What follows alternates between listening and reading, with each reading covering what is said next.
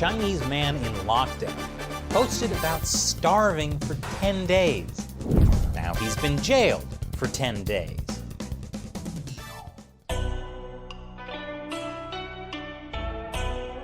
Welcome to China Uncensored. I'm Chris Chappell. Tung China, a small city you've probably never heard of in China's northeastern Jilin province.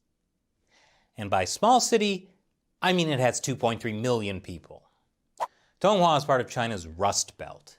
Basically, it's China's Detroit, but even worse, and with 3 times as many people. And thanks to the coronavirus, aka the CCP virus, things there are going badly, like starvation level badly. The city has been under lockdown since mid-January, and not like, oh no, we can't go to the gym kind of lockdown. Like, stay in your apartment, don't go outside under any circumstances kind of lockdown. In January, after 49 residents tested positive for COVID, a downtown section of the city became the most locked down place in China. City officials taped apartment doors shut in entire housing complexes practically overnight. Here's part of what one resident who goes by Mr. Liu posted on the social media platform Toutiao. I've starved for nearly 10 days. Luckily, a kind person had shared some food with me, but that was 3 days ago. The whole city has been restricted from leaving without any prior notice.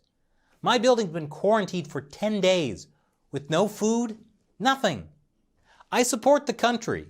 I support the government, but please hurry and provide emergency relief. Truly, too many people are starving. I'm nearly starved to death. I'm not exaggerating.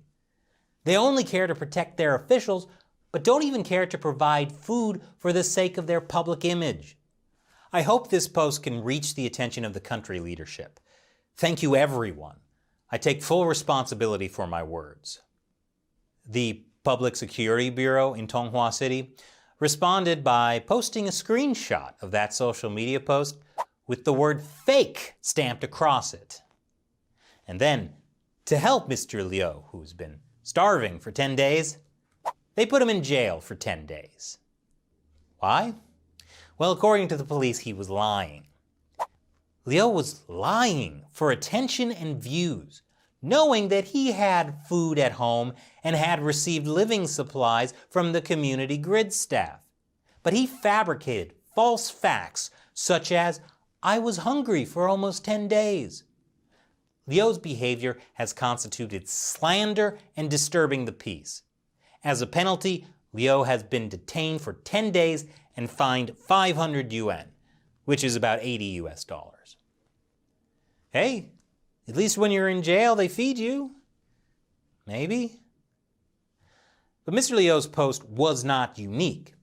He's one of literally thousands of people who complained on social media that they were running out of food and medicine. One resident wrote, "The true situation is my children are there and are about to run out of food. Many food delivery apps won't deliver for 2 or 3 days. There's panic because of the lack of supplies. There's a severe shortage of medical workers. We can't hold on much longer. No one will pick up our calls. Which department could we call for help? I asked the national government for emergency assistance." And this person says, "Everyone, please pay attention to Tonghua City's lockdown. 1. There are over 200 confirmed cases. 2. Necessary goods are in extremely short supply. 3. Medical workers are overloaded and short-staffed. 4. The lockdown has caused many people to not have enough food. 5. There's been no response to people's problems. 6. The country and society are not paying attention." And then there's this hopeful post. I hope this comments section doesn't get blocked so that netizens can hear the voices from Tonghua City and check whether these policies are being implemented. Well, the comments section did get blocked. So you see, Mr. Liu's so-called fabricated false facts may not be so fabricated. Tonghua City is going through a sudden and severe lockdown. There's just very little media coverage. And we know how bad it is because the mayor of Tonghua actually made a public apology for the abrupt lockdown and failure to give citizens enough warning. And it's not often you see a Chinese government official apologizing. And even Chinese state-run media have started publishing articles to cover their butts. Like this one about how the government is planning to provide daily necessities to 110,000 families amid criticism of sluggish supplies delivery. But at least people there can finally get some real, vegetables? Give me a break. And anyway, state-run media's claims might not even be true. Shocker, I know. Here's a video of a resident on the 4th floor of an apartment sharing supplies with the resident 2 stories up, which you probably wouldn't need if the government were actually delivering all the food they promised. The local Public Security Bureau may not be doing a good job providing food, but they are at least good at punishing people for spreading information.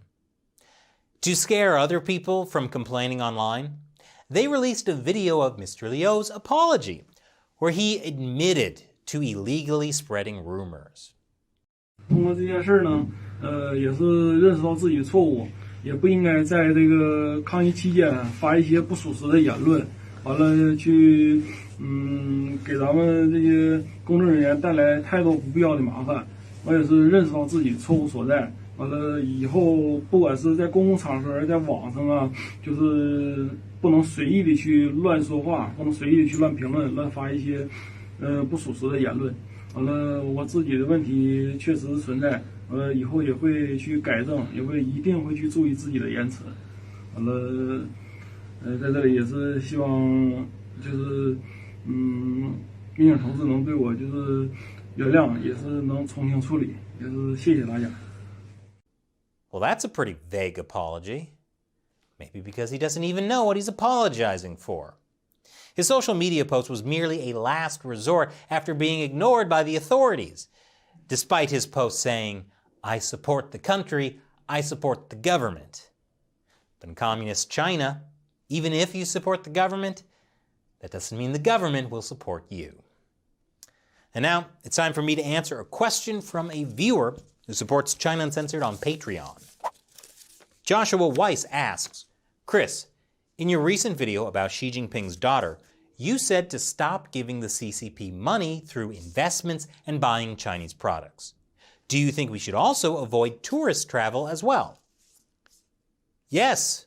Stop traveling to mainland China.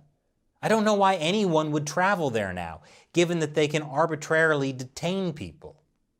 But even outside that, if you visit China, everything you buy, all the money you spend on train tickets and tourist attractions, a part of that is going to support the Chinese Communist Party. The Chinese Communist Party is committing genocide, and genocide ain't cheap. If you like Chinese culture, may I suggest you visit the vibrant, friendly, democratic country of Taiwan, which is also full of delicious night markets. You know, after we can all travel again. Oh man, that's amazing. Yeah. Thanks for your question, Joshua. Be like Joshua and go join us on patreon.com/China Uncensored. Once again, I'm Chris Chappell. Thanks for watching China Uncensored.